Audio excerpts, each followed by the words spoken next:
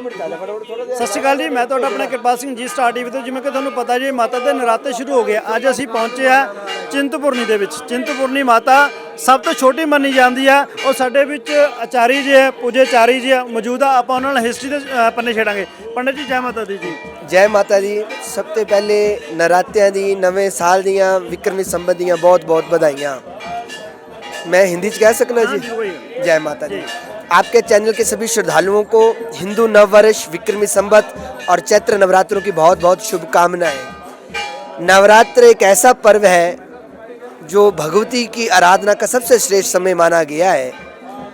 नवरात्र जो आज प्रारंभ हुए हैं और आज हम जिस स्थान पे खड़े हैं, ये माता चिंतपूर्णी छिन्न मस्तक धाम से पहचाना जाता है, जाना जाता है। अभी हम जिस बट वृक्ष के नीचे खड़े हैं, यहीं भगवती ने कन्या रूप में प्रकट होकर बाबा माई दास को दर्शन दिया था और माँ ने यहाँ पिंडी रूप धारण किया हुआ है, जो आप स्पष्ट देख सकते हैं। नवरात्र में सब लोग माँ के चरणों में आते हैं, भिन्न भिन्न प्रकार की पूजाएं अर्चनाएं करते हैं और माँ उन सब भक्तों की मनोकामनाएं पूर्ण करती है। जी जी। तो पंडित जी, ये मानना भी है जो चिंतपूर्णी का प्रसाद है वो घर नहीं जाता, ये क्या बात सच्ची है? हाँ, ये बिल्कुल सच है जी। जी। सब देवियों में सबसे छोटी जो देवी है वो माँ चिंतपूर्णी है। जी। और आपको मैं बताऊं, आज भी हमारे घरों में जब बेटी की शादी होती है, तो जब बेटी अपने माता पिता के घर जाती है या अपने भाइयों के पास जाती है, तो वहाँ जो लेकर जाती है, तो आज भी उस परिवार के लोग बेटी द्वारा लाई हुई किसी भी चीज़ को एक्सेप्ट नहीं करते हैं। बोलते हैं ये हमारी बेटी का घर है, बेटी का आया हुआ हम इसको नहीं खाएंगे। तो यही परंपरा है कि जो मेन प्रसाद है हलवा। और मैं आपको बताऊं, हिमाचल में कि एक ऐसा मंदिर है जहां केवल देसी घी का भोग लगता है। यहाँ जो हलवा है वो आगे किसी भी मंदिर में नहीं जाता है। यही कथा है कि जो चिंतपूर्णी का प्रसाद आगे किसी भी मंदिर में नहीं जाता है। तो पंडित जी, मंदिर खुलने का टाइम क्या है जी? मंदिर सुबह 4 बजे खुलता है। 4 बजे माता का षोडशोपचार पूजन होता है। 6 बजे तक माता की आरती होती है, कन्याएं बिठाई जाती हैं। उसके बाद दोपहर को 12 बजे माता का भोग लगता है और शाम को 6:30 बजे फिर माता की पूजा अर्चना होती है और 8 बजे आरती और रात को 10 बजे मंदिर के कपाट लगा दिए जाते हैं। पर भक्तों की सुविधा के लिए जैसे नवरात्रे लगे हुए हैं, तो सुबह ही रात को 2 बजे ही मंदिर के कपाट खोल दिए जाते हैं। रश को देखकर, भीड़ को देखते हुए मंदिर को वैसे 4 बजे ही खोला जाता है। जी। तो और पंडित जी, जो हमारे व्यूअर है, जो मतलब जहाँ पे माता जी के दर्शन करने के लिए आने वाले हैं, तो कहाँ कौन कौन सी, जैसे जो पिंडी हो गई और हवन कुंड हो गया, कौन कौन सी जगह पे मत्था टेकना चाहिए?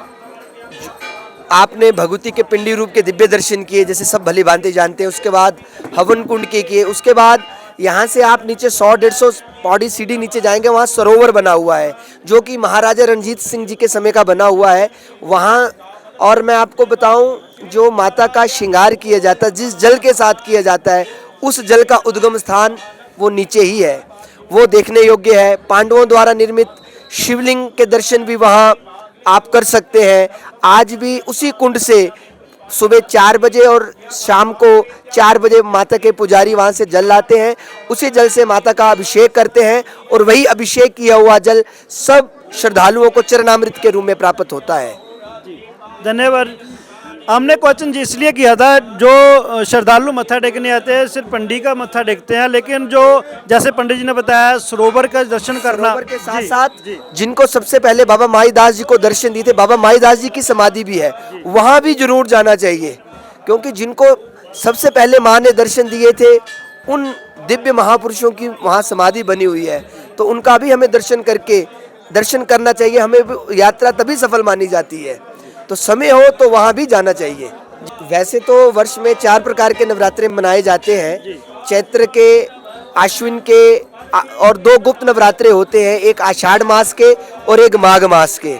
परंतु 2 नवरात्रे यहाँ विशेषकर मनाए जाते हैं। और आपके चैनल के माध्यम से मैं ये बताऊँ कि जो चिंतपूर्णी को जो विशेष नवरात्रा या मेला पसंद है, वो श्रावण का मेला। श्रावण का मेला सब भली भांति लोग जानते हैं। अधिकतर पंजाब, दिल्ली, हरियाणा के ही श्रद्धालु यहाँ सबसे आते हैं। और श्रावण शुक्ल सप्तमी की रात को यहाँ पे मध्य रात्रि में यहाँ माता की ज्योतें निकलती हैं। माता की जो बड़ी बहनें हैं सब माता चिंतपूर्णी से मिलने के लिए यहाँ पे आती हैं। भाग्यशाली व्यक्तियों को ही उन दिव्य ज्योतियों के दर्शन होते हैं। और श्रावण जो शिव का सबसे प्रिय मास है वो यहाँ पे बड़े धूमधाम के साथ मनाया जाता है। आपको मैं बताऊं, ये जो बट वृक्ष है ये भगवान शंकर का रूप है और अंदर भगवती विराजमान है। तो जहाँ शिव है वहाँ शक्ति है, जहाँ शक्ति है यहाँ शिव है। तो ये युग्म रूप है, शिव और शक्ति का समन्वय। तो माता चिंतपूर्णी के दरबार में जो आता है माँ उसकी सारी चिंताएं दूर करती है। और मैं आज नवरात्रे शुरू हुए हैं तो माँ से मैं यही प्रार्थना करूंगा कि माँ चैनल के माध्यम से जो जो दर्शन कर रहे हैं माँ चिंतपूर्णी सबकी मनोकामनाएं पूर्ण करे, सबकी चिंताएं दूर करे और माँ सबके घरों में वास करे, सभी के नवरात्रे सफल हो। सबको बहुत बहुत आशीर्वाद, बहुत बहुत बधाई। जय माता दी।